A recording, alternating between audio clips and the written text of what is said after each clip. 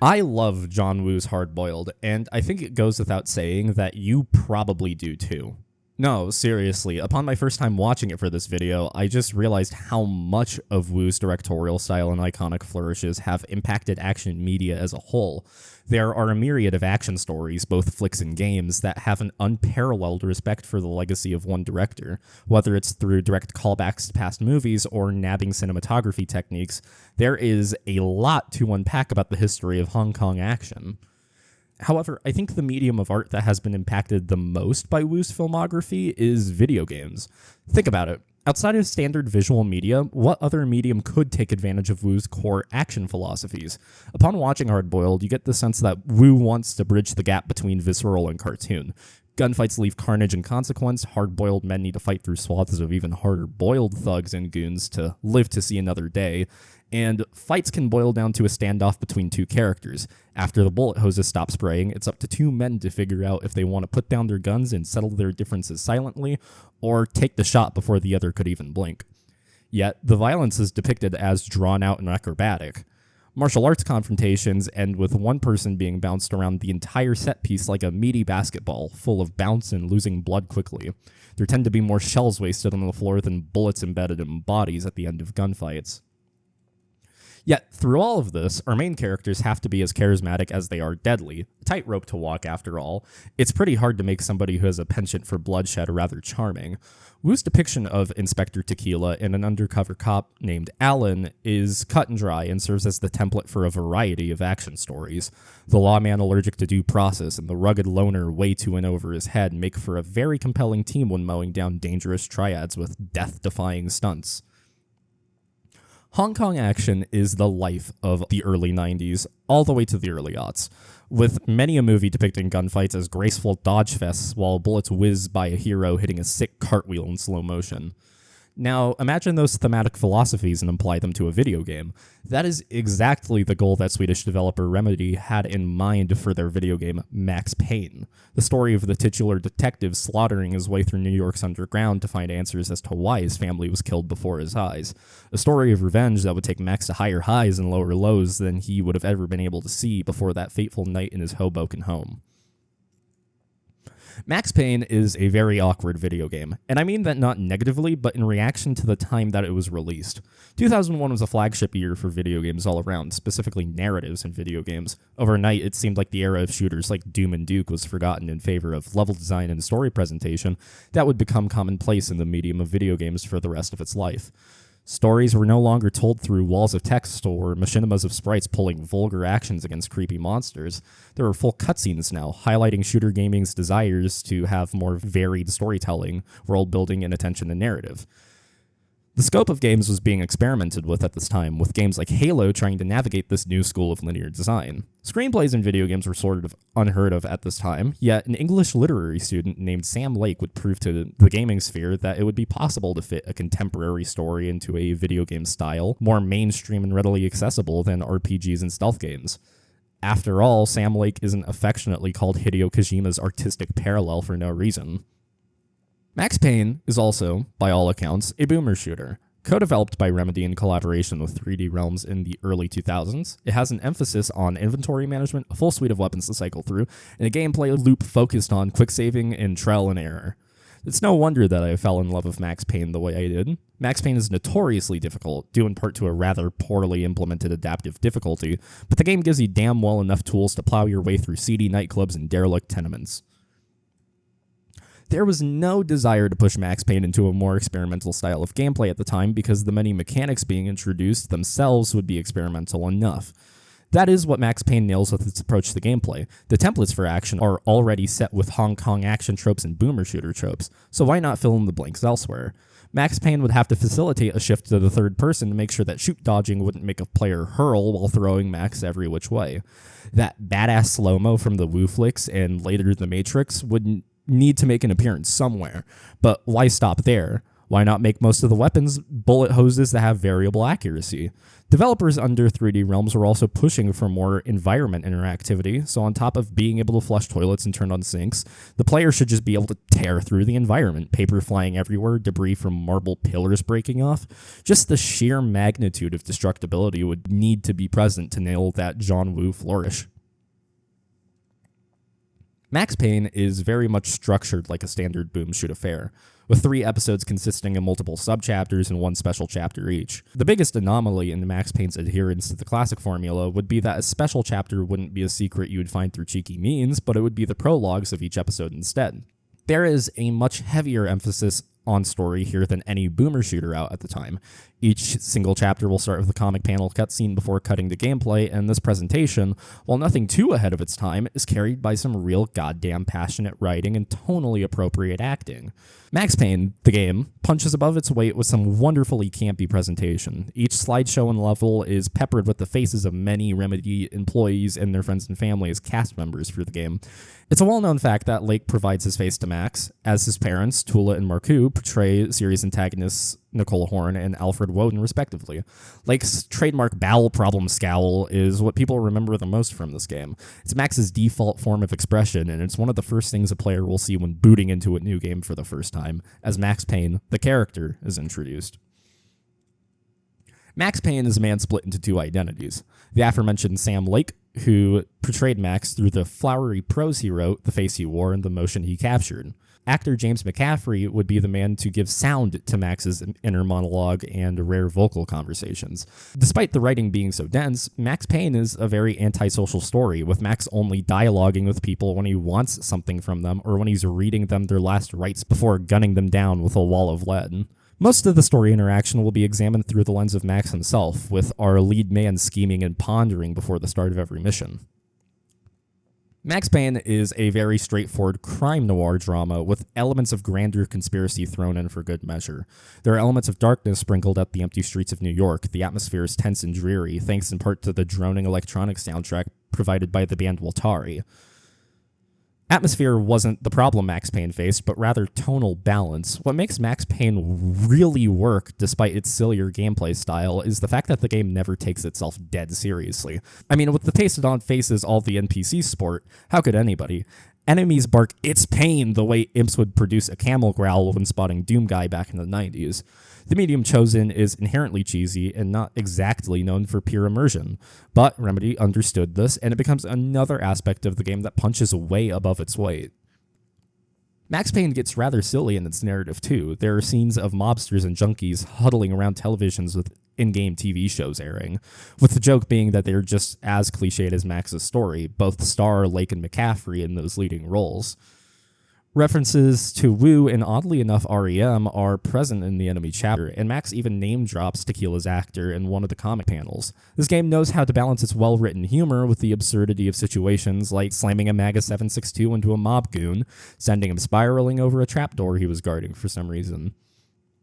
The game can feel like a shitpost sometimes, due to this absurdity. It's a highlight to invoke such a violent laughter from somebody viewing the story out of context. Friend of the channel Eli wandered into my stream of the game at some point, during which Max's evil spirit double blurted out the phrase, "the flesh of fallen angels," and busted his gut laughing, which I get completely, even if I was sucked into the moment of Max's cliched sorrows and McCaffrey's gruff line deliveries beforehand. Max Payne excels in early video game writing because it adheres to the boomer shooter tropes. No story beats really feel out of place in the medium, they all feel corroborated by the subgenre traits.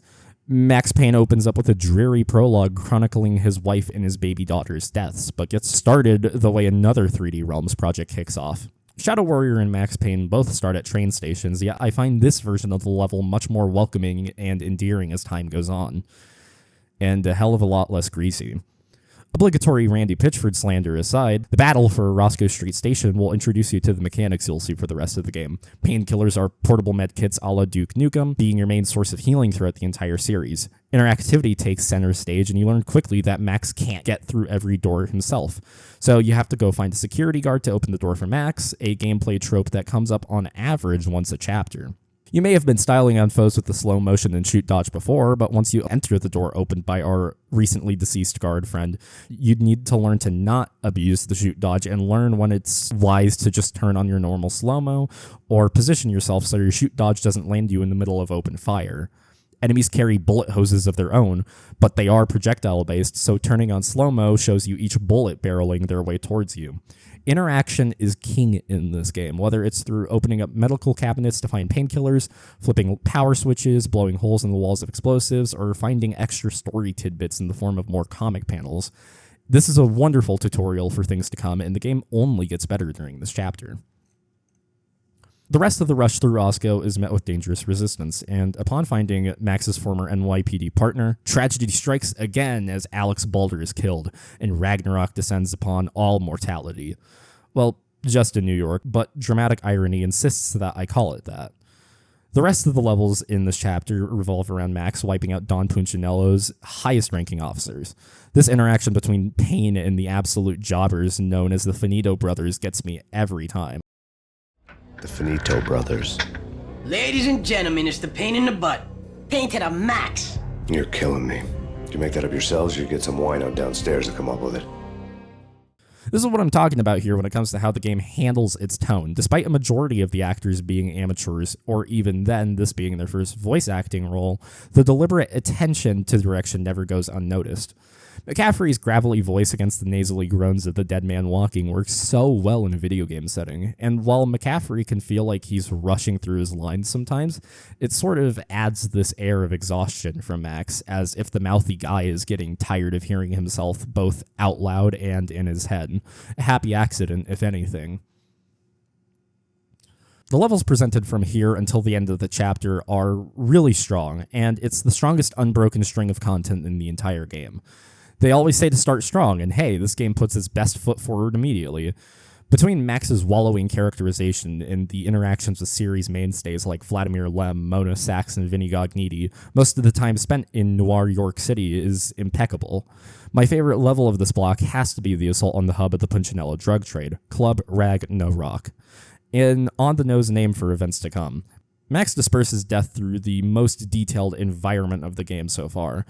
Bars lined up with drinks behind them, dance floors where passionate sweat and breakbeats are replaced with gun smoke and screams.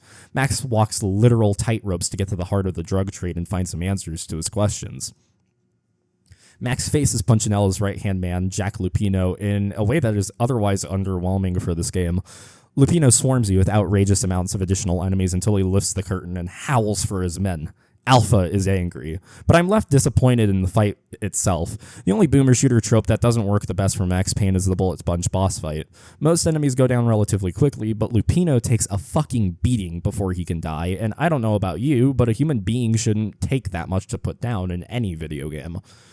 This can't be attributed to him being strung out on his supply, because all the boss-type enemies are just like this. In fact, this is one of the few places where the game just falls flat on its face constantly. The second failing of the game shows its face right after series femme fatale Mona shows hers. Mona slips Max a Mickey, and reality comes crumbling in after him, leaving Max in the pit of his self-deprecation and hatred, blaming himself for the hurt he thought he's done to his family, whether that's because of his perception of his absence during the break-in, or his desire to have something done earlier, is hidden behind the begs of mercy and cries of a baby, the bottomless pit that Max will find himself spiraling into more and more. The playable nightmare Max is thrown into is rather interesting at first, and I'm sure it was groundbreaking for the time, but this has aged rather poorly as a playable product. The platforming in this game is thankfully conservative elsewhere, but here it's the means of progress, which means that Max will slip and fall off thin edges, and there is nothing you can do other than just spam the quick save and quick load buttons after every single attempt at a jump. It becomes grating rather than sad, and honestly is one of the biggest narrative fumbles overall for the series, which isn't helped by the fact that the third chapter's prologue is exactly like this too.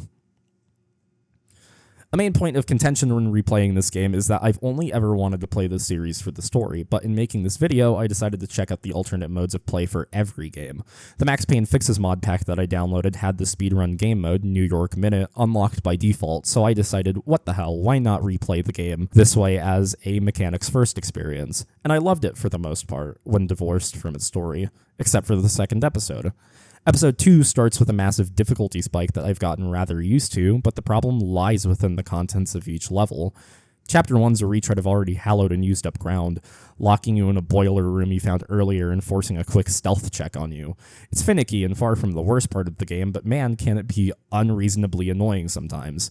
Then it's off to the motel from the first episode to clean up Niagara, the man who tortured Max at the beginning of the chapter, to fight him in the same arena that you already fought one boss before. After that, it's off to the docks to do a favor for Russian mob boss Vladimir Lem, something that surely won't come back to bite Max in the back. After all, a man who takes charge is closer to the good guys than those who don't in Max's eyes, you naive bastard. This next string of levels in between the Siege of the Chiron and the Punchinello Diner feel nothing more than trite. Repetitive shipping containers line the walls as games throw two of the same set pieces at you at a breakneck pace, only to be slowed down by an egregiously wimpy sniping section, capping off with another bad boss fight and more padding to play the physics tech demo part of the game that Remedy needed to put somewhere. The assault on Casa Punchinello thankfully picks up the pace of the game as Max shoot dodges and blasts his way through more 2-bit goons and higher rank thugs, all the way to Angelo Punchinello himself. Max comes across Mona's sister here, a reminder of his loss and a reminder that he's at the end of his road of bloody vengeance. That is, until private military grunts blast in and kill Punchinello before he can blab about a conspiracy that haunts him as well as Max unknowingly. Until the conspiracy decides to reveal itself to Max. Cue a bad platforming sequence. The rest of this game has Max fighting to uncover the conspiracy. He has stumbled into a world bigger than himself, which means that he must once again jump into the fatalistic fray, one broken window at a time. Revenge may be a dish best served cold, but I find it best served with a side of pain. Max takes vengeance upon two people in this chapter, his crooked DEA partner, Bibi, and the matriarch of chaos herself, Nicole Horn. Max Payne, as a character, has this constant theme of control, and it is congruent with the gameplay up until about now. Max has a full arsenal at this point. Shoot dodging and positioning should be second nature by now, as should your knowledge of the weapon sandbox. This last episode throws the series' hardest challenges at you, and you better be prepared to spam that F9 button. Blitzing your way through Nicole Horn's Acer conspiracy and fighting your way out of the hub of the most powerful elites in New York. These levels do not fuck around at all, leading to the Acer Tower, where an obligatory Matrix reference becomes a battleground tougher than the rest. Max loses the rest of his metaphorical life up here without managing to lose his tangible one. The one person whom he could relate to when it came to familial trauma, Mona, is either shot and killed or manages to drift off into the night without a trace.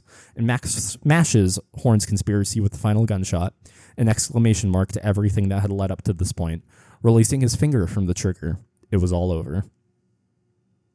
Or was it over? Is it ever over at any point? Max may have wandered off into the night, but it didn't seem like Remedy or new publisher Rockstar were too keen on stopping the franchise there. Rockstar took over control of publishing and decided the franchise off the Max Payne brand one more time before dipping their toes into the next big one. Handheld adaptations and interquels were all the rage back in the early 2000s, especially on the Nintendo Game Boy Advance. To take your flagship franchises and let players take them with them on the go was a fascinating investment indeed. It just seemed like no developer knew what to do with this form of content delivery at all. Smacking gameplay systems meant for a full controller would be cumbersome on systems lacking a pair of triggers and one, if any, analog sticks. Even if you could get past that hurdle, there is the concept that players would only be playing the game for minutes at a time, either because they were commuting and wanted something to do, or just in case they got gobsmacked by battery life. Most adaptations of legacy titles between the time frame of the GBA and the PSP honestly don't do a whole lot for me. I found all the turbo important Kingdom Hearts portable games to be completely underwhelming gameplay-wise. Most portable Rockstar games themselves are really cumbersome, and from what I've heard, Rockstar couldn't save themselves from mediocrity in the GBA era with GTA Advance. Cross-console adaptations are something that I did have to deal with growing up. I can't remember how long I asked for Transformers War for Cybertron just to get stuck with Transformers Cybertron Adventures because they looked the same, and the Wii game happened to be rail shooter shovelware. Say all that to preface that if my grandmother handed me Max Payne on the GBA instead of the flagship release, then I honestly wouldn't be quite mad. To my surprise, Max Payne GBA is rather impressive for the hardware limitations that Rockstar leads were working with at the time. Honestly, I completely forgot that this version of the game existed at all. There aren't a whole lot of in-depth reviews about the game outside of Mini-Me's excellent video on the matter. The knowledge came back to me when I stumbled upon an IGN article titled Max Payne Developer Interview by Nondescript IGN staff, thinking that it was about Remedy in the first game, only to be flashbanged by this game's existence. For how brief the article is, there is a ton to chew on here to figure out how Rockstar leads, at the time named Mobius Entertainment, managed to fit the majority of Max's story in the palm of your hands. When asked by the IGN staff about what technical hurdles Mobius needed to overcome to bring the game to GBA, lead programmer David Bach said, quote, "We spent a lot of time making sure that we were able to tell the same rich story found in the PC and console versions. With their extensive use of spoken word, comics, and in-game dialogue, the AI was quite a challenge, getting the enemy characters to perform all of the cool diving and strafing moves. On top of that, there are lots and lots and lots of scripted events that require a powerful scripting language to be created." Unquote. It's easy to think of a world where the abject goal of this game would be to port as little of the game as possible to satiate fans between releases of the games, to make a brand new, lackluster experience, but it's clear that Mobius didn't want to settle for anything less than remaking the entire damn thing. Most of Max Payne is here, even if it is cut down in the cutscenes or downright cut out. The entire first act, outside of the prologue and the Vinny train jump, is here, with Max gunning down goons in Roscoe Street Station to stop Lupino's demonic rituals. When I say it's here, I mean the majority of the levels are faithfully recreated despite the lower polygon count and isometric camera. Most of the rooms are damn near identical to a majority of rooms in the base game, right down to the enemy placements. The act of playing the game never felt cumbersome to me. Sure, it took a while to get used to, but the auto-lock feature and the fact that you hardly take damage, if any at all, while shoot dodging is helpful too. One of the biggest changes to this game would be the new soundtrack, consisting of a whopping 2 songs set to bongo beats, a sick reminder that Max wasn't only in the computer game, but he had to share space with Donkey Kong for about an hour and a half. Most of the weapon roster is here, except for 2 guns, because who needs a Pancor jackhammer when you have the most broken sawn-off shotgun I've ever seen in a video game? And how the hell could you manage to get the sniper rifle to work at all? That's what the cut content boils down to, honestly. I'm sure that Mobius wanted to recreate the train jump with Vinny, but couldn't get it to work with the finicky platforming already present in the game. I'd say the biggest casualty of cut content would come from Episode 2, as it's only been condensed down into confronting Niagara and assaulting the Punchinello estate, although that isn't exactly a bad thing for a revised version of Max Payne for quick play sessions. Most of the stuff cut from this version of the game was already stuff I did not care for a lot. The sniper section on the lift is gone, both nightmare sequences are gone, and the 2-minute-long restaurant tech demo, while not as egregiously annoying as the other ones, wouldn't make any sense contextually within the GBA's hardware. Sure, on my first playthrough of the game, I was annoyed that they were gone, but upon playing most of the game on New York Minute, because of course this version has New York Minute, I realized that Mobius made the right call in sacrificing these elements to make an overall stronger portable experience. New York Minute in this game was boring me to tears, sadly. Despite liking this game overall, the game itself was so easy to the point where the timer just became a suggestion. This is the only game I didn't fully beat New York Minute for, not just because of that, but because of the entire third act. I swear to God that the final episode of Max Payne GBA has to be one of the worst pieces of content the series houses. The recreation of Cold Steel and the underground base are great, but the difficulty spikes here are completely uncalled for. I say that mainly because I had no problem gunning down commandos more than simple henchmen, but instead I blame it on those fucking environmental hazards. They don't have proper drop shadows, so even if you think you're safe, they just blast Max in the ass anyway. Their timings are a pain to get down, and it got to the point where I was spamming the emulator's quick save buttons to even get past it all. Getting to the end itself was a bitch, but once you see the hell the game has in store for you for the final encounter, you will be begging for it to be over.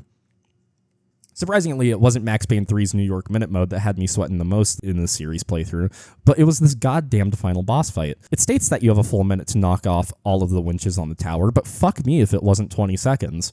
Between the strict time limit and the fact that M79 grenades didn't work, but hand grenades worked just fine, you had a recipe for disaster. Despite my gripes with the game, I can't help but find it really impressive that a team was able to make something like this happen officially. We only see this kind of game development energy in amateur and indie circles now, while the mobile gaming market is much more gluttonous than ever. I don't think I would recommend this over the main game itself, but it holds up as a competent experience on its own. Besides, Max Payne fans wouldn't have to wait much longer for another shot of Payne, and boy, this one would hurt. After running through Max Payne 2, The Fall of Max Payne initially, I decided to pick it back up and attempt a New York Minute run, only to find out that the fundamentals of the mode had been completely altered. For the uninitiated, New York Minute in the original Max Payne was a flawed yet interesting way to play through the game again after you felt like you've had gained enough intimacy with every level and its mechanics. The obnoxious difficulty scaling was turned off, and you only had 1 minute to complete a level. If that sounds ball-crushingly hard, don't worry. The appeal of New York Minute is that if you've understood the map layouts by heart and took advantage of en-route secrets and enemy spawn points, then you would stack up enough bonus time to blitz through these levels. Some levels flat out did not work with this in mind at all. That sniping section of the second episode was typically a slog, but I was afraid I wouldn't reach the goal in time due to the on-rails nature of the set piece. Players were graciously given more time in both nightmare sections to compensate for how rough they could be. My only gripe with New York Minute in the original game was how easy it was to abuse the hell out of the quick save mechanic, as it was still active in the mode, and that seems antithetical to the overall experience. Like I said, flawed, but fun enough still. Max Payne 2 showed me something damning early on in my New York Minute run. The fact that this game is entirely inscrutable without its narrative through and through, and that is a shame because, truth be told, this version of New York Minute had the potential to be my favorite version in the entire series. I get to play Max Payne 2, which was initially my favorite Max Payne game, through a boom-shoot style pistol start on every level. Max Payne 2's biggest point of contention is its lack of difficulty compared to the first and third games, so jumping into a mode that entirely disables quick saves should have been a boon to the game in general. I kept playing it, biting at it piece by piece slowly until I was wondering what was going wrong, until progress started slowing down to a crawl for me.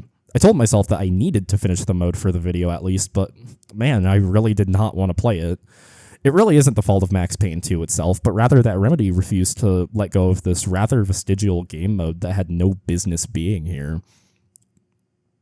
If anything, New York Minute was best represented in a much more unorthodox way from the last game, through the bullet time mechanic itself. Max's bullet time in this game is much more aggressive. It isn't reflexive anymore, it is a full-on offensive option. So much to the point where I wasn't really dodging as much as I was in the first game, or the next couple of games for that matter. The more Max kills, the more his bullet time meter glows, and the more that hourglass radiates, the faster he moves within the world. The world didn't stop for Max before, but now it bends to his whims.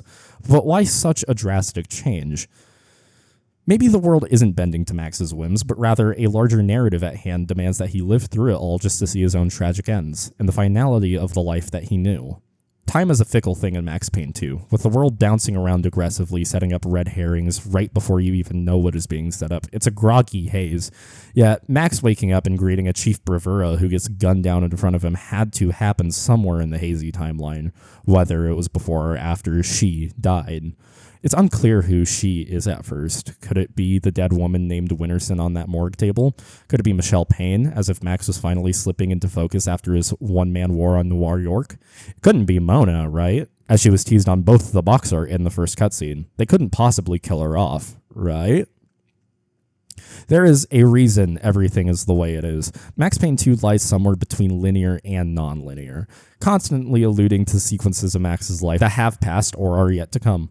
Take Address Unknown, for example. A one-off TV show in the last game turned focal point of Max's madness and inhuman guilt, the madhouse he puts himself through because of his bloody past and trauma. The madhouse is a real location in the game, and the first thing you see Max do when he reaches this point is face himself, or at least a man that looks like himself, or used to in a different life.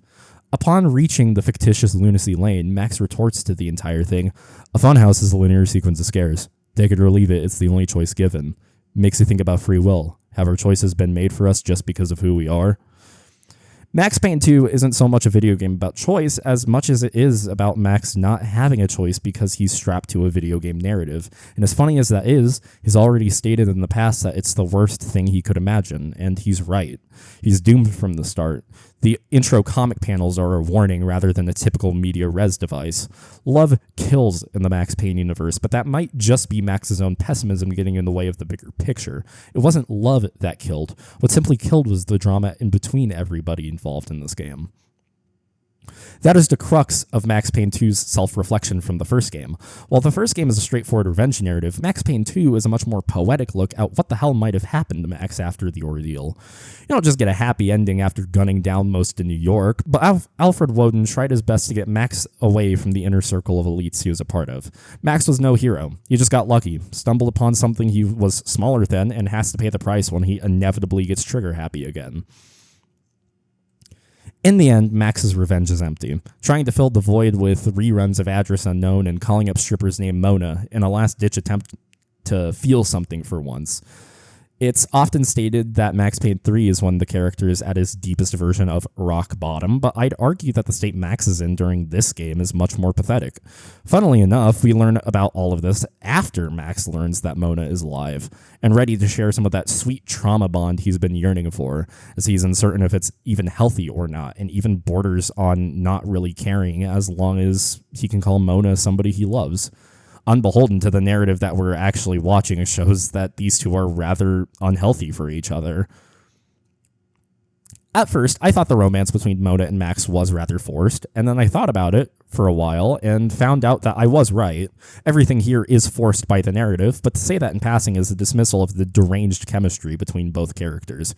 When tasked with playing as Mona, her only mechanical difference from Max is that she wields a Dragunov to engage in longer range fights than Max ever could, and she's gonna need it. Perched above Max as he struggles to move his way through a construction site, it's hard to say that through the gameplay that their relationship isn't at least symbiotic, feeding off of each other's actions with grace. Less of a you scratch my back, I'll scratch yours, but a we're too far gone, so at least let's indulge in the one thing we have outside of each other.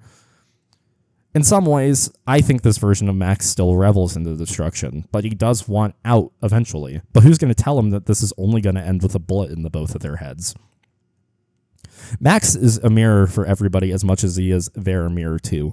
Valerie Winterson, dead as she may be, still has a story to tell herself before she inevitably kicks the bucket, and it's seemingly the exact same story as Max's. A crooked cop hellbent on bending the rules of a dying system on the shoulders of dying men. Brever is cooped up in his office, downing medication to stave off his heart condition. All the while, Winterson is feeding her own lovebird morsels of information on the femme fatale. This love is shared with Vladimir Lem, Max's old business associate, and he'll be damned before anybody could take his girl from him. And the sheer irony of that statement isn't lost upon Max or the player. Lem is already damned. It's easy to say that these girls are trophies to the guys, just as it is easy to say that both the guys are pawns in the girls' own games. There is an air of mistrust around New York City, with Max breathing in the corruption of everybody around. New York in the fall is much more cynical, but not without its humor, not without its wit. A sick joke is played in the sickest joker in the city, Vinny Gognitti. It's a joke that he was even able to take over the Punchinello crime family, and his death will be a joke. Stuffed into a rigged Captain Baseball Bat boy suit by Vladimir Lem and his goons, Gognitti begs Payne to find a way to free him, and in what I consider is the most annoying level in the game, Max agrees because he needs to find Vlad, but with most of his lifelines gone, he's stuck with Vinny. They are both the butt of the joke. Vinny is slow and cumbersome, and in a more conventional game, I would absolutely hate this section. But Remedy's embrace of understanding what makes video games tick alongside story beats elevate this section up from a shock humor to a dramatic knife twist. More irony comes in spades when it's revealed that Vinny is an avid baseball bat boy collector. Even more when Max catches an episode about the titular captain saving a girl he has mixed feelings over.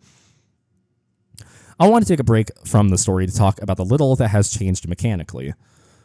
Most of the levels are much more linear now, leaving most secrets up to the aforementioned clairvoyant television sequences or leitmotifs scattered throughout the levels. Levels themselves are brought to a higher fidelity overall. The John Woo feel is even more exaggerated due to the uses of the new Havoc physics engine and the upgraded Max FX game engine. Levels themselves are brought up to a higher fidelity overall. The John Woo feel is much more exaggerated due to the new uses of the Havoc physics engine and the upgraded Max FX game engine. All the while, the game is less frustrating than the first in general, and the enemy placements are a lot more fairer than the last game. There are fewer ambushes overall, and the rate at which you get a super accurate bullet hose is hastened quite a bit.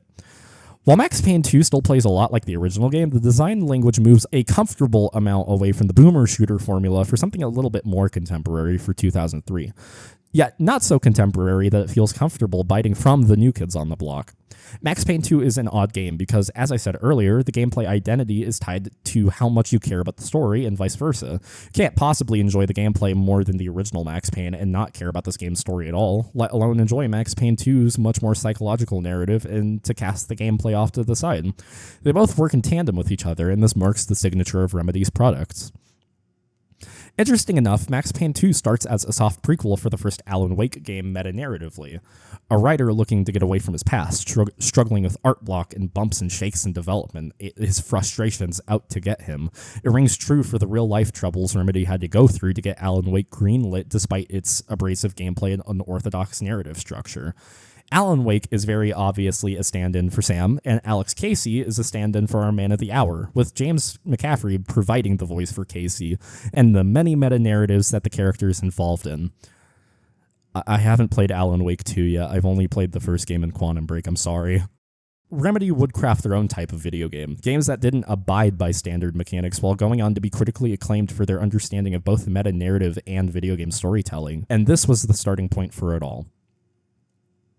Looping back to the meta-narrative, one of the aforementioned leitmotifs that sticks out the most is, oddly enough, the one you hear conservatively throughout the entire game. It sticks out like a sore thumb whenever you hear it, but you never get the full picture until the end. You hear a hint of the melody blaring through the headphones of a janitor as he hums and sings incomplete phrases, something about driving into the night and a late goodbye. Later on, a hired gun masquerading as a cleaner plays the piano of the man he just killed, playing the tune, assumedly from memory. To find the source of the melody, one must dive into the heart of Noir York City once more, into a war on three fronts, to find the man who's brute-forced his way into full control of everything. It may sound odd to hear that Vlad is the source of this motif, but if you remember, all of the characters hold little resemblance to how they used to look back in 2001. Max is modeled after actor Timothy Gibbs, who gives our lead man a much more weathered look, and a stark contrast to Lake's portrayal of the character. Vlad would have his original model replaced by Peter Giles, but his first model was based on Sam Lake's friend Marco Saresto. Lake shared a poem with Marco, a poem that would soon become the basis of Max Payne 2's plot, and Marco agreed to turn it into a full song with his band Poets of the Fall.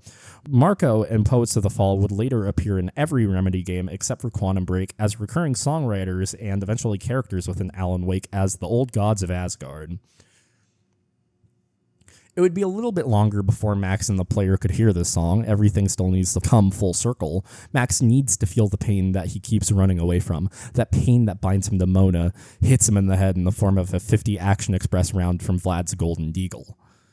Vinny gets blown up in a rather slapstick manner as Mona isn't able to reach the begging mobster in time, but through sheer tenacity and dramatic irony, Max takes a bullet to the head the same way Mona did. I did say this story was going to end with them both taking a bullet to the head, didn't I? The final stretch of the game involves everybody dying one by one, starting with Max, but Mona can't bring herself to do it. The game can't bring Mona to do it. It falls upon Max to make one last effort to either break this cycle of violence or revel in it one more time, but we know that there is no choice. There is no choice to gun down Woden and Vlad immediately and ride into the sunset with Mona, independent of the story arc. There would be no end to the corruption that way. Max has to face the music, in the only way he's allowed himself up to this point, with more violence, one more time. Killing Vlad and letting go of Mona in the past gives the players the chance to listen to Late Goodbye, or Poets of the Fall's contribution to the soundtrack in its entirety. It swells up to be the final crescendo of Max Payne 2's themes of desperate grief. The world that came to a halt as Max and Mona unleashed hell upon Mercs, Vlad's last-ditch effort to make sure that Max got nothing in the end, and Mona's mirrored fate to Max is all due to the grief these characters put each other through. Max is as good as dead now, at least the Max from these last two games. If we were to see Max again, it would be of two realities. A dreary reality where Max continues his struggle with himself, doomed by the narrative, or a pragmatic view on a man broken by the world who says enough is enough and decides to take back his own life. This is entirely up to the next sap who decides to write a tale concerning our grizzled detective. Only time could tell when Max Payne would ride into the night again. Or, I suppose you could take on the other game modes. The only alternate game mode that I can really think deserves some of your time at the moment would be Dead Man Walking, a Remedy-ass take on Horde mode that is supposed to be done in bite-sized intervals. Gameplay-wise, I feel like this mode takes the best of the combat from the base game while trying to up the lethality of everything around you. Enemies spawn almost instantly, and arenas are littered with fragmentation explosives. You aren't meant to survive 1 minute, let alone a full 5 minutes. I recommend giving this mode a try, but what I don't recommend is giving the reworked New York. After running through Max Payne 2, the fall of Max Payne initially, I decided to pick it back up and attempt a New York Minute run, only to find out that the fundamentals of the mode had been completely altered. For the uninitiated, New York Minute in the original Max Payne was a flawed yet interesting way to play through the game again after you felt like you had gained enough intimacy with every level in its mechanics. Oh wait, where was I going with this? Oh fuck, I have to talk about the Max Payne movie. No. The years between 2007 and 2009 were a strange year for the Max Payne franchise overall. Remedy had fully signed over control of the IP to go on to make stranger games themselves, and Rockstar had their own problems dealing with developmental hell and backlash to the new direction that they would eventually take Max Payne down. Rockstar also signed off for a film adaptation of Max Payne, and the rest is history from here. Ask a majority of people what they think about the Max Payne movie, and the common response is that it completely misses the point of what the original games are about. Gone are the muted, dulcet tones of James McCaffrey's voice, and hello, the boisterous Bostonian shrieks of Mark Wahlberg. Action was not only dumbed down for a PG-13 rating, but the action depicted in the movies is completely lame and filled with disorienting and inappropriate jump cuts for such a choreography-heavy genre. There is so little action in this movie in general that I would refuse to call it an action movie on principle. The final gunfight is about 5 minutes long compared to the original game's inspirations. So that leaves us with the plot, and you would think that the original game having a straightforward revenge plot would make things easier for the screenplay, but the events are all jumbled up to make this film an uncharacteristically dark adaptation of the rather tonally balanced first game. Compare the sequences of events leading up to Alex Balder's death in the first game to the movie. Both stories start off with Max finding his family slaughtered, only to jump forward to Roscoe Street Station almost immediately afterwards. Yet the context for these scenes is completely different. Movie Max demands Wahlberg to aura farm it and hold a Taurus judge against the junkie's skull while screaming and hollering, and that leads him to Lisa Punchinello, or, Natasha Sachs, and by proxy, Mona, for no reason at all, but to seemingly rush to try to get Olga Kurylenko naked on set. Natasha dies after drinking the no-no Valkyr juice that makes you see friggin' demon angels from hell, and assumedly Jack Lupino was the one behind the attack on her. Funny enough, Lupino's seen in between scenes of tension doing absolutely butt-fuck nothing but brandishing his knife, and this was honestly much more hilarious than threatening. And after all of this, Alex is finally allowed to show up, progress the plot through conflict with Max, and then die, and then Max is blamed for his murder just like in the game. Except it makes no sense at all in the movie. Max gets beaten by Lupino pretty bad. I think it's Lupino. This scene is really fucking poorly edited. And he ends up in hospice, and for some reason, he takes the fall for Alex's death. Natasha's death, I get. She had Max's wallet on her body when she died, but Alex's death? It's contrived to make the film's messy plot line up with the game, whereas the game simply had Max run away from the scene of Alex's death during an undercover stint, making it plausible that Alex could have been killed by Max. Both stories center the character BB as the mastermind behind the murder of Max's best friend, but again, the movie doesn't get what made BB, well, BB. The movie thinks that casting Beau Bridges as our main guy is enough to get a laugh out of us, but this joke comes with a fundamental rewrite in BB's role in the story. In the original Max Payne, BB was simply a rat we had to blast away, a small loose end that Max needed to snuff before diving headfirst into the conspiracy. In the film, BB is Max's uncle figure, betraying Max because he works for Acer now, effectively making him the main villain of the film, which is baffling because Horn is right there, and it comes across as jangling keys in the audience's face. Making BB the de facto antagonist of the story misses the plot of the original game so fucking hard. We miss out on the original plot threads between the mob wars and the inner circle. The conspiracy angle is gutted in favor of a because 9/11 plot about Valkyr being a super soldier serum that goes absolutely nowhere. This movie tries to franchise the brand so hard that it completely fails to do what one game was able to do 7 years prior. Have a coherent narrative. And don't get me started on how bullet time is depicted in this movie. Oddly enough, while watching it, I'd remembered that the exact opposite happened to the main inspiration behind Max Payne, that Hard Boiled got a video game sequel that was supposed to bring the franchise to a new audience and medium, but got swept away as a rather forgettable piece of media, only to be brought up as a cult classic years later. You hear whispers of Stranglehold come up in Max Payne discussion circles because it's odd how this game came full circle. John Woo inspires action gaming from the 2000s up until this very day, and the first Max Payne is so damn successful that Woo wants a slice of that pie. So Woo phoned up the guys at Midway Chicago, and the rest is history. Yes, you are hearing that right. The same team that would be turned into NetherRealm Studios would be tasked with not just turning John Woo's ideals into a game, but having his full directorial support. In an interview between IGN's Jonathan Miller and Midway's Alex Offerman, Miller asks Offerman which games had influenced the mechanics of Stranglehold the most, to which Offerman replies, quote, "If I had to pick a game that Stranglehold most resembles, it would be Max Payne. But that's because Max Payne borrowed so heavily from John Woo's movies, so I suppose that you could almost make the argument that because Stranglehold is the authentic John Woo experience, that games based on his movies are actually based on ours." On the surface, Stranglehold does get the broad strokes of being a John Woo video game right. The Woo iconography is here, doves fly during cinematic moments, and paper cranes act as meter refills for our leading man.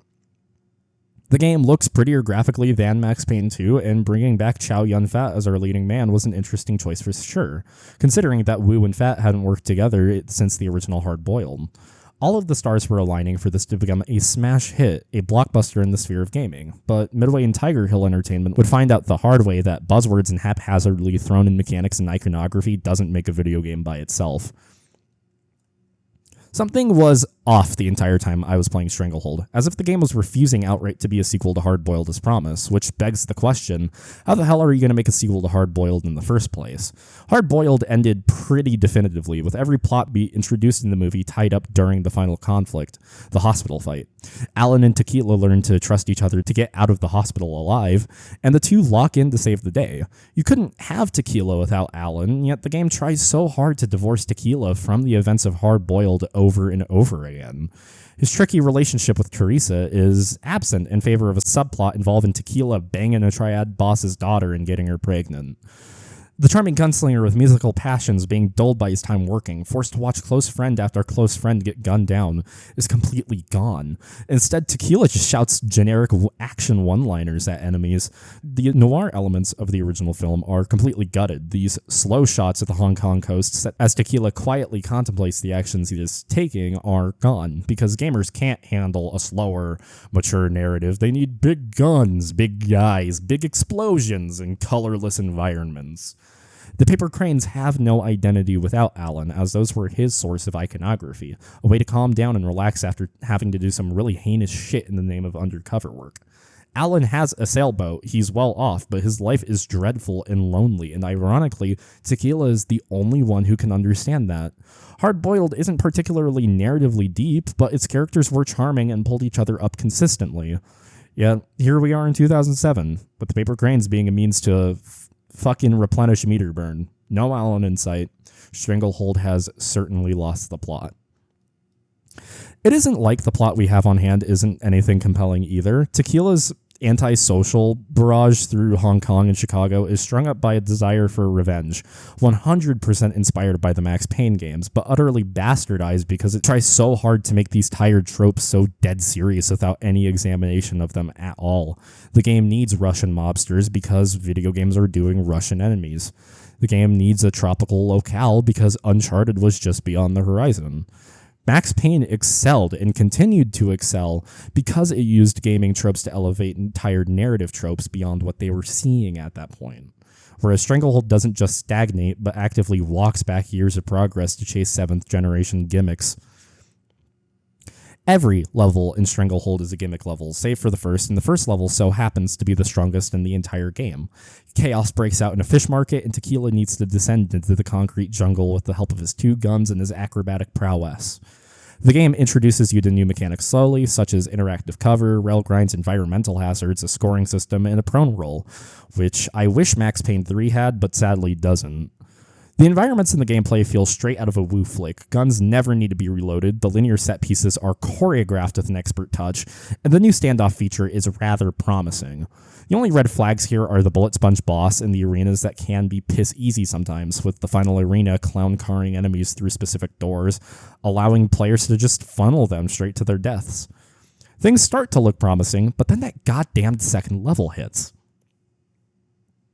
I am surprised I didn't flat out walk away from the game after this level, because this has to be one of the worst impressions that a game has ever given me.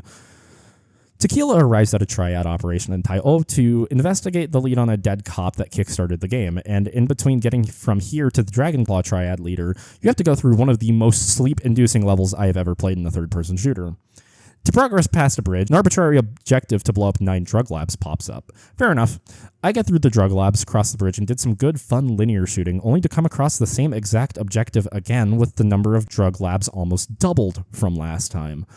Okay, that's very gimmicky and annoying. Some linear shooting for 3 minutes, and I'm doing the objective again, but with 10 drug labs this time, rinse repeat. Get on the longest turret section I've ever done, blow up boats of C4, and it seems like the level is over at that point, thankfully.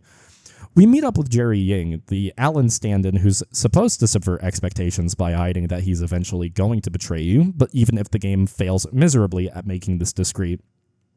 He introduces Tequila to Triad leader Jimmy Wong, not to be confused with Triad leader Johnny Wong from Hardboiled, a naming convention on the same tier of lazy as Godfrey and Godefroy from Elden Ring. Wong states that he's holding Tequila's flaying and his child hostage and needs Tequila to crack down on the Dragonclaw enemies if he wants to see them. It should be mentioned that Billy, Tequila's ex, is actually Wong's daughter, which could have added this genuinely sad dynamic between the family, with the idea of a man ready to honor kill his daughter in the way of Tequila and his happiness. But I don't care, you shouldn't care, and this game has me fucked up for thinking that it can make me care right before the level continues and I had to blow more things up with C4. Just one last time because the game couldn't help itself. The rest of the levels are thankfully not this long, but none of them are exactly memorable at all. There's one moment in the third level where Tequila has to protect a jazz band as they play through all the gunfire, and it's very charming and thankfully doesn't go on for too long. The fourth level is a recreation of one of my least favorite Max Payne 1 levels, and the gimmick is easy-ass laser dodging. Level 5 has a couple of boss fights. One is with the Russian villain, with a name so obviously Call of Duty coded, I expected him to ramble about nukes and nationalism for a moment. Oh wait, this game actually came out right before COD 4, whoops. In between both boss fights are the most tedious arenas in the game, filled with bullet sponge commando enemies that just drained any fun this game had left. The second boss fight is a long-winded fight with Jerry, the snake, the asshole who looks like a shitty Ichiban Kasuga cosplay and sounds like Shinjiro Aragaki. Most of my goodwill for the game completely evaporated in this level. You would think that walking on a dinosaur spine would be the coolest shit ever in a video game, but considering you interact with it the same exact way you've been interacting with railings and cover the entire time, it just got boring. Sadly, Stranglehold can't even hold a candle not just to Max Payne, but most third-person shooter games in general. The majority of my playthroughs of the series are spent on the default normal modes of each game, unless I sink my teeth into extra arcade modes. I feel like this is a good way to become mechanically intimate with most things you would be doing. A good first impression of what you could do, provided the other difficulty modes are compelling or the core mechanics are solid. Like I said earlier, this game is really bad at first impressions. Most of my playthrough was spent engaging enemies at a distance because their AI flat out could not handle shooting at me from far away. I felt like there was hardly any need to engage with the shoot diving mechanics or the repetitive rail grinder dolly slides if the game wasn't going to force me to. The game shines in its linear set pieces, where fights get up close and personal. But more often than not, the game shoves you into painkiller-style monster closets where the game doesn't open up until you kill every enemy in the arena, so you never really have to interact with the advanced movement. That isn't a shame, because most of the advanced movement just feels really bad in general.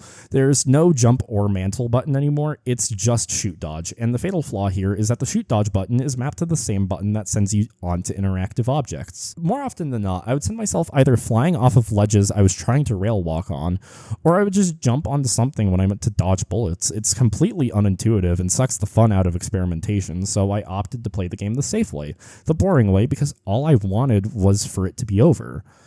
Much to my sadness, there were still 2 levels left. They are mercifully short, and honestly, I think the 6th level is my second favorite level in the game. Devoid of bad gimmicks and mobster closets, it's a straight linear shot to the end. If I didn't know any better, then I would have taken level 7's helicopter boss fight as a personal insult, but that trope wasn't being used too much at the time. It's not the worst out of the poorly aged gimmicks this game presents, but it is certainly up there. I killed the Dragonclaw leaders, found Tequila's daughter, and left the game empty-handed, disappointed, and drained. I know I'm harshing on the game, but honestly, that isn't even the half of it. The meter burn system is rather boring outside of having a portable medkit. I never got any use out of the precision shot. The boss fights force you to use barrage unless you want to suffer, and the spin attack is just press 4 to win. Tequila is almost entirely emotionless outside of his one-liners, and I feel like this character was used out of desperation that the game wouldn't sell without attaching Chow Yun-fat's name to it. I mean, Tiger Hill could have just rehired the guy and given him a new character to play. This shallow identity, the idea that nostalgic iconography and spamming standoff encounters would somehow shit out an iconic moment, is the same line of thinking that got us a Max Payne movie with Ludacris and Nelly Furtado. This game does not solely hardboil's reputation, just like the Max Payne movie doesn't affect the way I view the game. The Max Payne film and Stranglehold are very vapid, shallow attempts to bring their IPs cross-market, and I find it funny that it just happened to both of them at damn near the same time. A meta-narrative that would make Sam Lake proud for sure. When it comes down to it, Midway and Tiger Hill attempted to get a sequel greenlit, a game appealing to a wider audience starring both Chow Yun-fat and Vin Diesel for some reason. But obviously that didn't pan out. Max Payne took no blows from the movie, thankfully, finding its footing in the 3rd installment. When I started the series playthrough, I was under the impression that Max Payne 2 would remain my favorite game in the franchise, that upon re-examining Max Payne 3, my opinion on it would remain the same way as it did for the original Max Payne. Max Payne 3, as a piece of art, has some of my favorite artistic flourishes that I've ever seen in a video game. It's by far my favorite Rockstar original game. It has my favorite gunplay systems in the series, particularly with how interesting its weapon dynamics work. Hell, my favorite band scores the entire game. I expected nothing new from diving headfirst into the sunny streets of Brazil, but I have to give it to Rockstar. Max Payne 3 is my favorite game in the series. Max Payne 3 distills everything I love about the series gameplay-wise into a much more tighter, thoughtful experience. Sure, the levels aren't as exploration-heavy as the first game, and most of the game's slower moments are in cutscenes rather than playable sequences, but I like this direction as much as the last 2 games in the series. Max Payne, if you couldn't already tell, is the weirdest fucking conventional franchise I've ever played through. Due to the franchise's desire to stick close to the minutiae of its gameplay mechanics, each development team has had an opportunity to make a series where every game is mechanically comfortable, but vastly different in story presentation and gameplay presentation. That flavor that Max Payne 3 strives for is the most contemporary yet. The story is cutscene reliant, gone are the static comic panels, and every mission starts with a 10-minute mini-episode. There's a cover system now, similar to games like Gears of War and Uncharted, and every now and then a sequence of QTEs or on-rail segments may be required to push on. And most of the things I have listed are already reasons to be scared for the quality of Max Payne 3. There seems now to be a desire to move away from the tropes that the 7th generation of gaming introduced, and I get it completely. I tend to groan when games throw me I tend to bitch and moan when games throw me on-rail sequences louder than most, and I prefer a mostly hands-off storytelling approach to video games. There was also the worry about the setting. I'm sure Rockstar couldn't have predicted this in the late 2000s when they started production, but the amount of linear shooters that would set their sights on razing entire Latin American locales to the ground is just fucking insane. The brown and gray shooting galleries focused on asking a player to mindlessly run and gun through the same looking favelas over and over again is grating to me. I have probably seen more favelas in video games than I have seen my own friends. To have a Max Payne game that seemingly spits on the face of the franchise from a surface level view is infuriating, but thankfully that never happened. This is all to say that Max Payne 3 so happens to be the best 7th gen ass game I've ever played. I don't mean 7th gen game, I feel like more games are deserving of that title, but Max Payne 3 really gets what makes this era of linear gaming tick. I hear the consensus from Rockstar fans is that this is the most experimental title that Rockstar has ever made. I agree narratively, but disagree completely when it comes to the gameplay. What makes Max Payne 3 work is the amount of 7th gen influence that Rockstar was both ready to embrace and discard at a moment's notice. When in control of Max, there's hardly any breathing room. It's a full push to the end with some cutscenes spread out to keep the story going on a level-by-level basis. You will be spending most of your time holding the controller, firing damn near non-stop. This applies to the on-rail segments too. These aren't beholden to just Max's health most of the time. They have individual fail states dependent on whether you were too slow to the quick draw, adding a layer of challenge to a trope that otherwise completely lacks it. It helps that the gunplay in this game feels absolutely sublime, with a few tweaks here and there to bring it up to Rockstar's weightier standards. Max Payne 3's combat is much more animation dependent than ever, and honestly, I think that's a great thing for the franchise. The world is much more physical now, shooting barrels that ignite can set enemies on fire before exploding. There's an animation for popping painkillers now, meaning that a player needs to free one of their hands and be aware of their surroundings before they can afford to take a second to heal. Max can only carry 3 guns now. He can dual wield 2 different handguns, and he has to offhand his 2-handed weapons, leading to some pretty interesting combos and interactions forced by the scarcity of ammo. The biggest point of contention is what happened to the shoot dodge. Gone is the standard jump, instead replaced with a mantle from cover, and Max can actually collide with the world as he dodges, meaning that if a player were to throw Max willy-nilly into an office desk, then he would stumble to the floor and become vulnerable. There's a lot to keep track here, and honestly, I wouldn't have it any other way.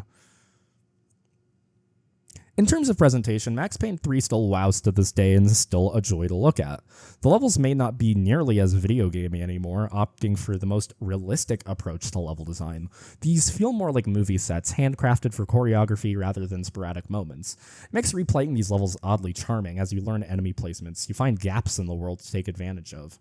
One playthrough, I could take an encounter in a soccer stadium slowly and get through it relatively unscathed, but I'll promise myself on the next playthrough that I'll try taking a long dive off from the nosebleeds and wipe out all of the enemies in one bullet time barrage. The character models are the best they've ever looked, and Max gets another facelift to match James McCaffrey himself, and the moment-to-moment acting is brought to life by some amazing motion capture work.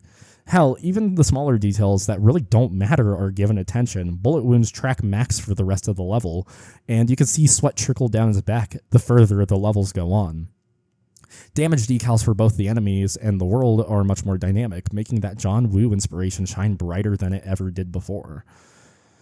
There's a real flow state that you can get into with Max Payne 3, and it's unmatched by most contemporary shooter games when you get into it, though it comes at a cost for a majority of people, and that is what Rockstar had to do to get this game to even run on the consoles it released on. Most cutscenes are actually masking the loading screens, which means for a majority of players in the console, replaying the game can be a rather costly ask when it demands that you sit there and watch cutscenes you've already viewed before.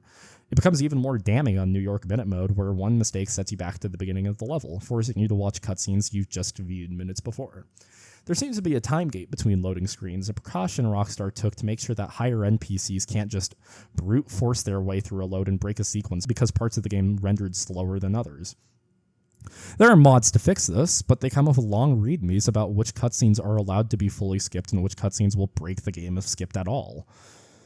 Despite this, I still want to go back to Max Payne 3 and finish things up on the other modes too. Difficulty has been completely overhauled, affecting the bonus that Max gets from bullet time with each rise in difficulty.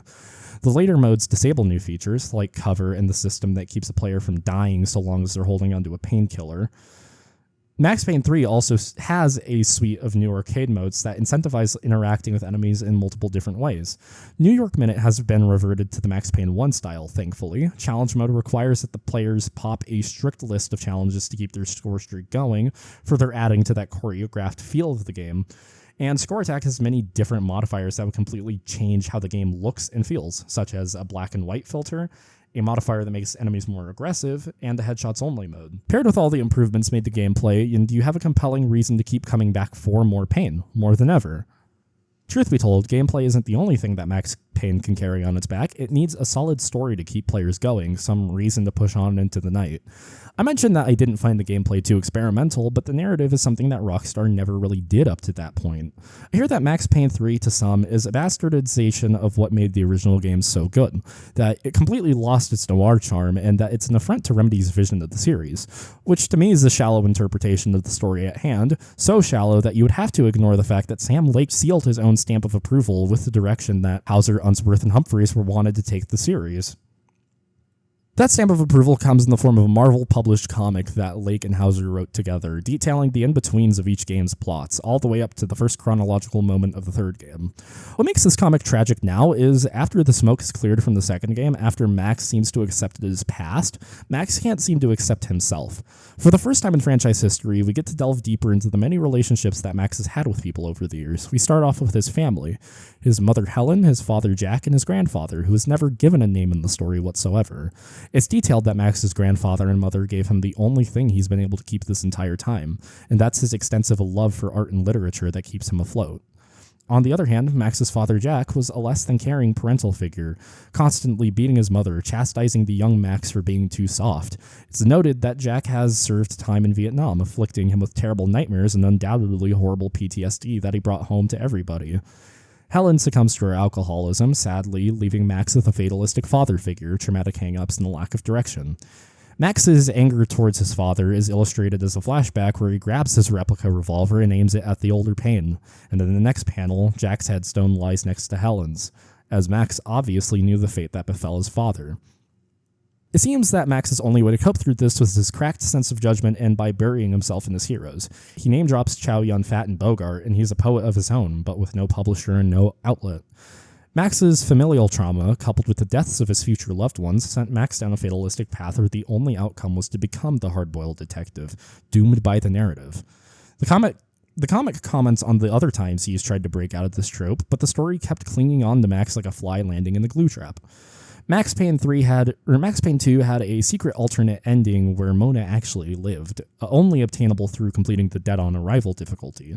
Through the comic, that moment is never explicitly canonized. It's still up in the air whether she is dead or not, but Max has internalized Mona business as cheating on Michelle, furthering his own self-hatred and deeper spiral. Bravura, somehow surviving the shooting from the second game, seems to be the only friend Max can count on, but his heart condition took him right before the game started, only furthering Max's spiral. The point of the comic wasn't for Lake and Hauser to exposit on things that haven't been explained yet, but rather to recontextualize the meta-narrative that the Max Payne series needed to tell at this point. Max is the tropes he grew up with, as much as he is the tropes that the Rockstar Big Three and Lake grew up with. He is the most burdened by his tropes in this game, more so than in Max Payne 2. They're coming back to bite him real hard, and the comic details a Max who is on the verge of giving up, but still holds on despite his life being a ravenous hellhole. In most media circles, people want their art to grow up with them. I see the sentiment echoed through most fandoms and critics to have a much more grounded take on the elements that they grew up and outgrew. I'm not saying I outgrew Max Payne, that isn't true, but Max Payne did mature profoundly with every installment due to contemporary video game writing techniques getting stronger. It's not a secret that Rockstar is a class act at what they do. In fact, I feel like they don't get a whole lot of credit in YouTube retrospective circles. The Hauser brothers really understand how to apply cinematic flourishes to games. Hell, I firmly believe that Rockstar is the only game studio that actually understands how to apply film-styled color grading to a game properly. They tend to wrap the worlds they write in cynicism, in which their mean-spirited approach has been criticized to the moon and back. While I don't want to get into how I feel about that, probably saving it for a future GTA video, I do want to say that Max Payne 3, for how grim and ugly its main narrative is oddly hopeful for its protagonist. I feel like there's a required watch list for the Max Payne series to understand where every writer was coming from at the point in their life where they made their own respective Max Payne story. We've already discussed Hardboiled, and I will bring up the fact that a majority of Max Payne 3's visual flair is lifted straight from the Tony Scott film Man on Fire. A ton of Max Payne 3 fans will have you believe that a majority of the plot is lifted from the narrative of that movie. But outside of one character who resembles Wilson da Silva, a desk cop with the intent on ridding Brazil's police corruption, there isn't too much of a plot resemblance. And two, it's an insult to Max Payne 3's story quality to compare it to the Calvinistic extrajudicial post-9/11 gutter trash that is Man on Fire. What Max Payne lifts most of its storytelling and ideals from is actually Jose Padilla's 2007 film Elite Squad, an explicitly anti-fascist, semi-fictional story about how the many lives of Brazil's BOPE, Spec Ops police unit, tasked with wiping the slums down of things they view as scum in the coming months of Pope John Paul II's visit. And a movie I probably have to show clips sparingly here because I don't want to get flagged by YouTube. Elite Squad is the artwork that has stuck with me the most, not just for this series evaluation, but for most of the things that I have sat through this year. Elite Squad is very deliberate about its cinematography and storytelling. It may be fitting for a film named Elite Squad to be an action movie, but this isn't an action movie, and most of the action depicted is either short and concise or a fight for the characters' lives. I thought the voiceover narration from main character Roberto Nascimento would be trite and dry, but it serves a purpose in explaining Nascimento's views in a rather Machiavellian sense. You aren't meant to agree with the guy, but here's his glowing review of fascism just so you can see how far he has gone, managing to fester his way into every facet of the film. Nascimento is one of the most disgusting protagonists I've ever seen in a piece of fiction. Acted flawlessly by Wagner Moura, Nascimento is vile and will use extrajudicial means to get what he wants, sees drug dealers as nothing but scum that need to be completely terminated, and doesn't believe in rehabilitation. His view of Brazil is so intensely fascistic that the movie cuts all subtlety and drops the fact that he flat out doesn't think that the IDF holds a candle to the way Bope operates with just 100 men.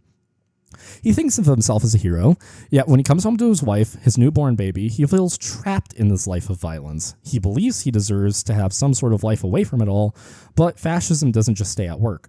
Nascimento is confronted about the death of a boy under one of his operations. To him at first, it was just nothing, the scum under his shoe. If that boy was going to be a lookout for drug operations, then he sure as hell deserved whatever fate he got from the drug lords for snitching.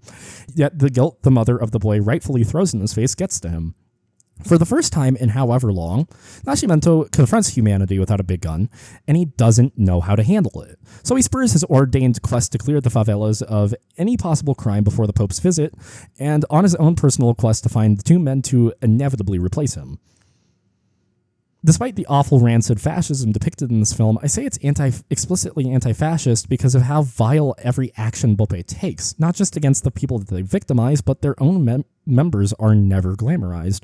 What's set up to be one of the first action scenes of the movie is actually undercut by Nascimento rounding up a group of defenseless teenagers at gunpoint, his team dragging in their lookout, shoving his face into a dead friend's gunshot wound, screaming homophobic slurs at him and demanding somebody fess up to being a drug dealer.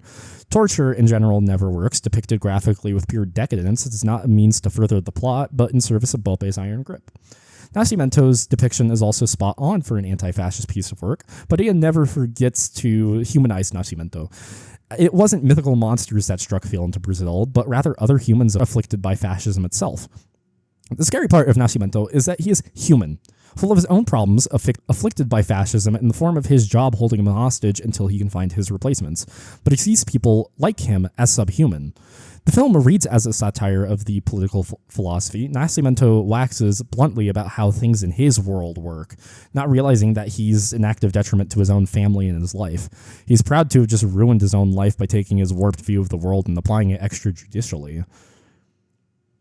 So, how does this affect how Max Payne 3 was developed? Quite much. For one, the UFE unit is written rather close to the fascism depicted in Elite Squad, with them sweeping the favelas and targeting anybody who gets in their way. The only difference here is that UFE picks up defenseless swaths of people now for a much more nefarious purpose, detailed at the tail end of the game. Second, the game's depiction of violence is almost as explicit as the movie's is. Gunfights are over quicker than any of the games covered on this list, and Max is rather fragile in most of the game modes. Finally, it appears that Rockstar wanted a much more human element to their villains and characters, because outside of Max, not many characters in this game follow pre-established noir tropes, but rather the rancid reality of paramilitary work, gang violence, and systemic corruption. That's what makes Max stand out like a sore thumb among all of this, and I don't mean that in a bad way. Max's shoot-dodge John Woo identity clashes with the rather grounded storytelling. The world at large has grown away from Max Payne in this moment, away from cheesier, tropier narratives and towards character-driven drama with grimier plots. Max Payne's advantage as a series was, despite how tropey its writing could be, it was always in self-examination, and Max Payne 3 is an examination of a man who needs to move away from his past and look towards a different future.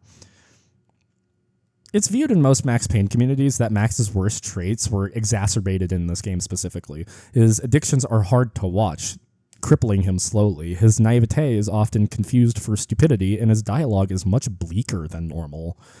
Yet, With the game's more pragmatic view of reality, it forces Max into a deeper problem than he's ever been in. The world around him is much more conniving and hostile than ever, and he can barely help. It was one thing when the world in the past was filled with incompetent goons who shouted, "It's Payne!" in silly pseudo-Italian accents.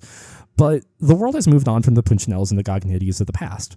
Max is being actively strung around by the plot on top of being strung out constantly. Let's take a look at the main cast of the game compared to Max. Most of the time they're on screen, Max is completely disconnected from them because he is somewhat comfortable with his position in life for 1 to 9 years, and his employees are less than savory. Max's main bosses are the Bronco family, consisting of Rodrigo Bronco, an out-of-touch realtor, his marginally younger wife Fabiana, and his younger brother Marcello, the youngest of the family and an obnoxiously strung-out socialite. Every now and then, brother Victor comes by, but he's protected by the Brazilian police on account of being a politician, so there's no reason for Max to protect him on the surface level. Max Payne 3 is probably the most antisocial game in the entire series, and you feel that in the direction of Max's monologue through and through. He talks over other people having the time of their lives. He wants to be alone, but he finds himself surrounded by music he hates and people he hates even more. The only characters in the game that can make Max somewhat break this shell are his partner, Raul Passos, and Fabiana's sister, Giovanna. Passos finds Max in a standoff with young mobsters, drinking his sorrows away in a bar in Hoboken, trying to get Max to remember him from life in the academy. In a drunken haze, Max accepts that he might have known Passos in a previous life, or maybe that he was bullshitting. But the one thing that sticks out to him is that he's willing to help, something that Max is lacking drastically in his life. Most of the game is following a paper trail of clues and waging a war on a 4-team front to find and rescue Fabiana after a job gone wrong. A local game named the Comando Sombra snatched Fabiana up during a rave, and when Max and Passos offer to deliver the ransom money, a paramilitary group snatches the money as if somebody didn't want Max to succeed in the first place. Unsurprisingly, most of the Broncos die one by one slowly throughout the game's runtime, mirroring the trauma that Max has already had to face in the past. Another dead girl, another job failed. So, for a majority of the runtime, Max is with Passos, and Passos serves as one of Max's best foils in the series.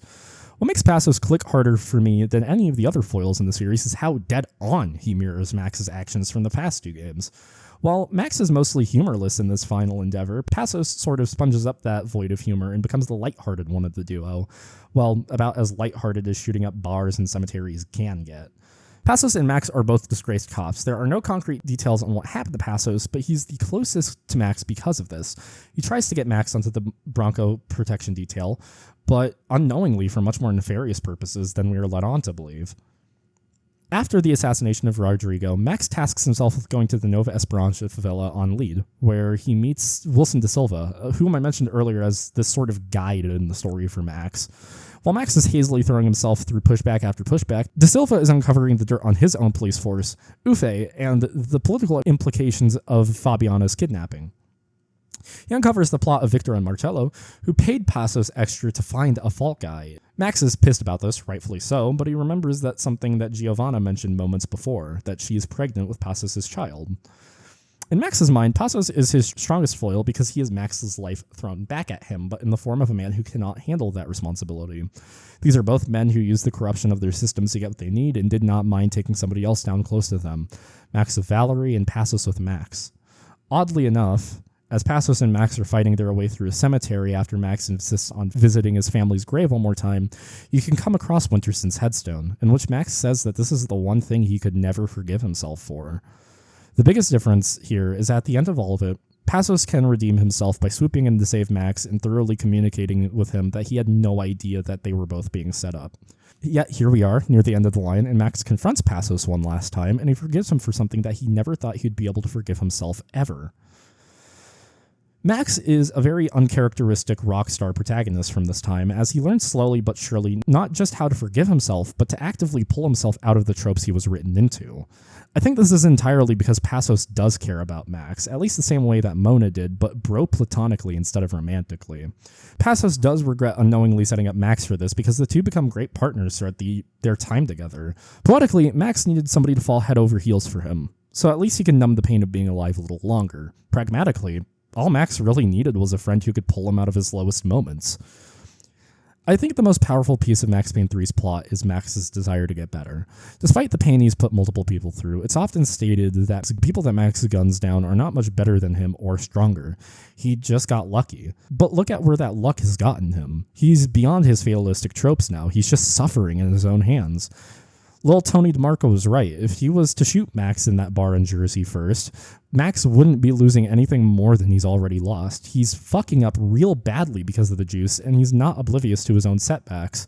So, no more, he declares, slamming the rest of his whiskey bottle at the wall.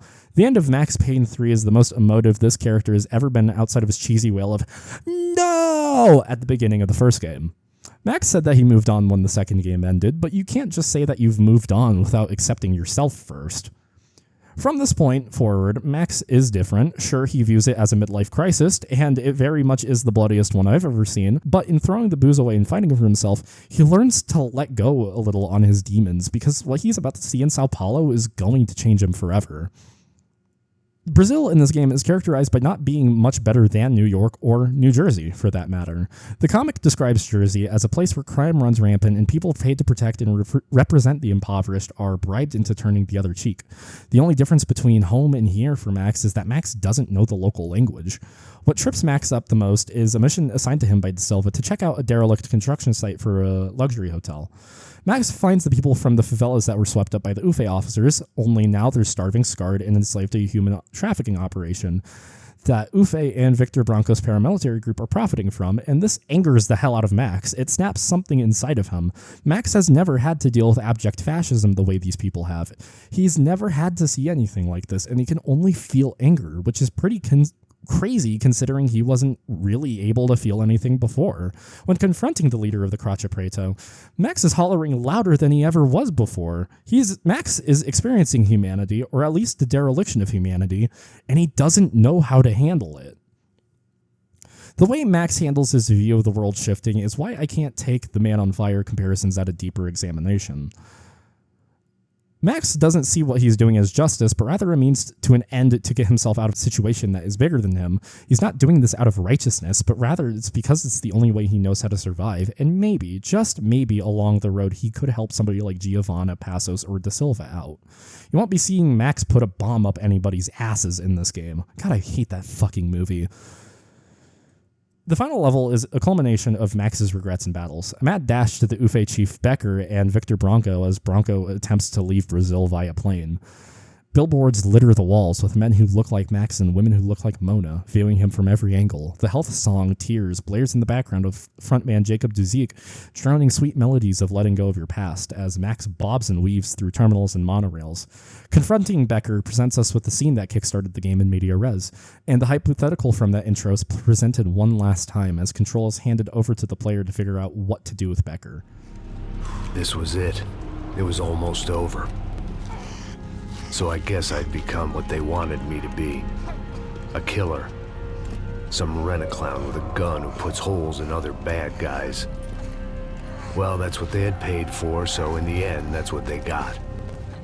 Say what you want about Americans, but we understand capitalism. You buy yourself a product and you get what you pay for. And these chumps had paid for some angry gringo without the sensibilities to know right from wrong. Here I was about to execute this poor bastard like some dime store angel of death, and I realized they were correct. I wouldn't know right from wrong if one of them was helping the poor and the other was banging my sister.